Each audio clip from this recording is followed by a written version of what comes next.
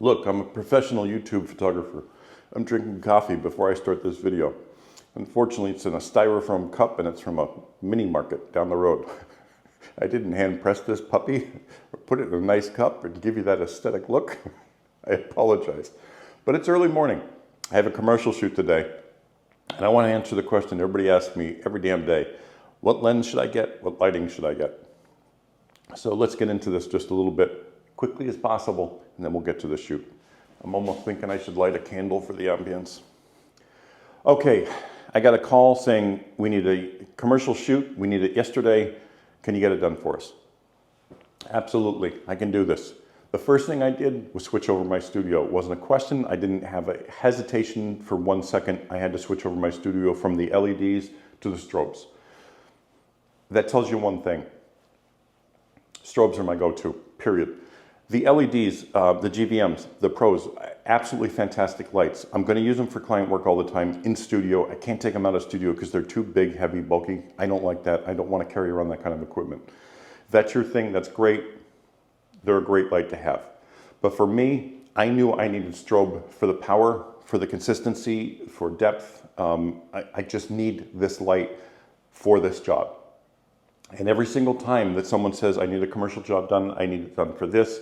Now these images are going to be used for the web, for print, for display, and one of them is going to be used in the Smithsonian. I need the best possible image I can get. LEDs are not going to do that for me. I don't need to go to a higher ISO. I need my base ISO of 64.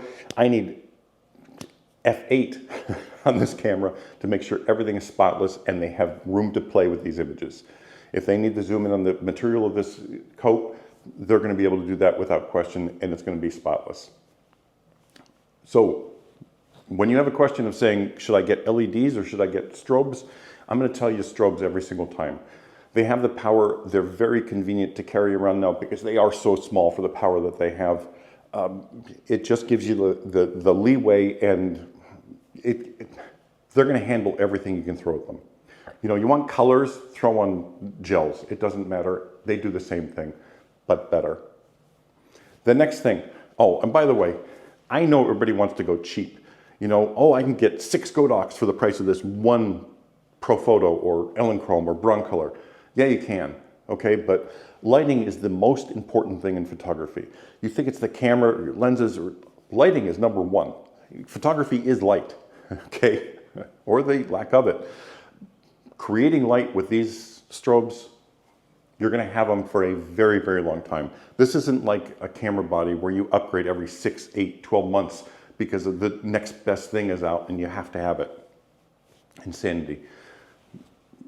Okay, that being said, lens. The first lens I put in this camera because I knew I was doing this job, and I'm doing 3/4 to half Voigtlander APO. No questions asked. I know the appeal of Leica lenses. I know if you stop them down, you can get better, but nothing compares to the APO.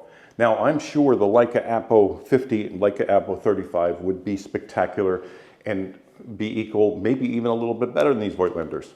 Not by much. I think reviewers have said it's a 5% or a 10% difference, which I don't know how they calculate that shit, but I guarantee if I put an image side by side, they wouldn't be able to tell the difference.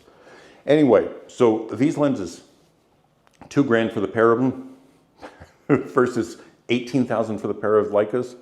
Believe me, I would love to have a Leica APO in 35 and 50, but you know how many commercial jobs I have to do to pay for those? It's not feasible. I'd rather take that $16,000 I saved and pay off a bill, pay off many bills, versus $2 grand for 2 APOs that are spectacular. Never tried them? Try them. They're really that good. Proof in the pudding, this is what I select for my commercial work. It is instant. It is no questions asked. That's what lens went on here. So when people ask me, I'm practical.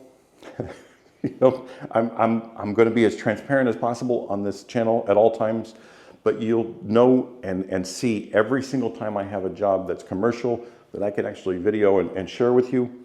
I'm going with strobes. I'm going with the APOs. Hands down every time. I hope this helps. So, you know, pick the right camera for you, pick the right lens for you, but remember, you need a little time to actually learn it, use it, and lighting is everything. So let's get to the shoot. Let's have a little bit of fun. Let's see what we can do with this. I'm going to pixel peep some of these images for you so you can see what I'm talking about with this lens and this lighting. It just works. Thanks for watching as always. Have a spectacular day. Let's watch the video. And I did put a clip in here of the turnover of the studio. I'll run that first. It's a lot of fun. Thanks for watching. The studio turnover really isn't that bad. It doesn't take that long, maybe 20 minutes, 15, 20 minutes. This is a quick time lapse here. But I mean, I think the hardest part about the turnover is setting up the 4-foot by 6-foot softbox by Profoto, just because of the rods. It's not a hard setup at all, don't get me wrong, but you get so used to those pop-ups and it's like, this takes a little bit longer. So you're like, oh, if I could just pop this up. But I really do love this softbox. The problem is, like, I have a small studio, and if I could just leave this up and put it somewhere, I would. But, it really is a smaller studio.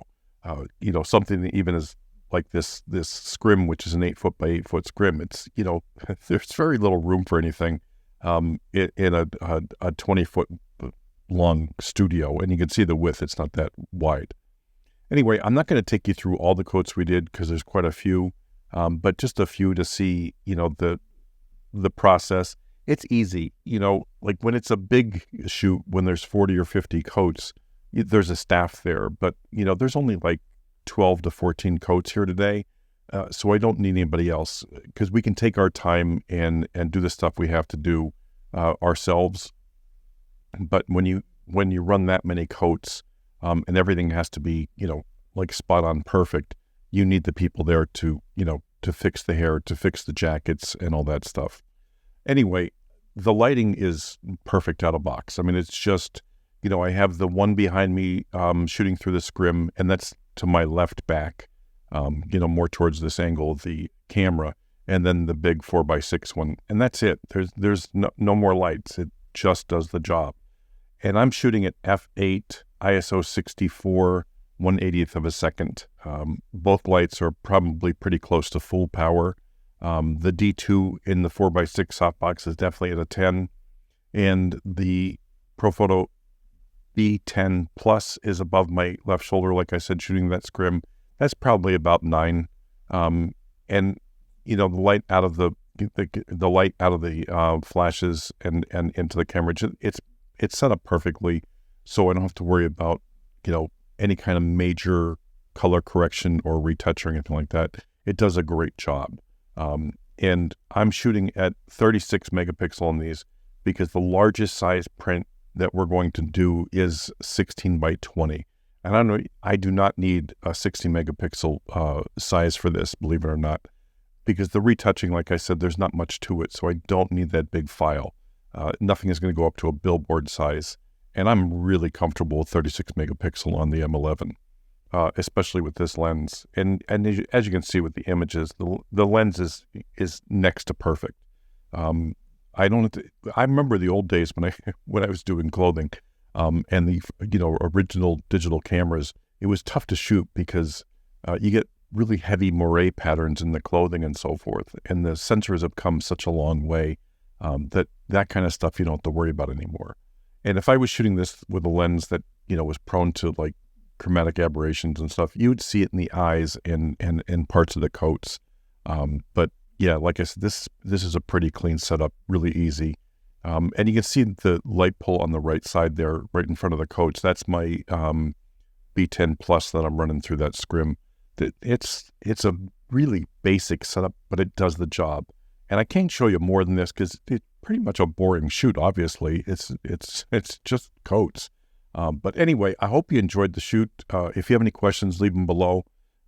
Love sharing this stuff with you guys, and I love all the feedback and comments. So thanks for watching and sharing.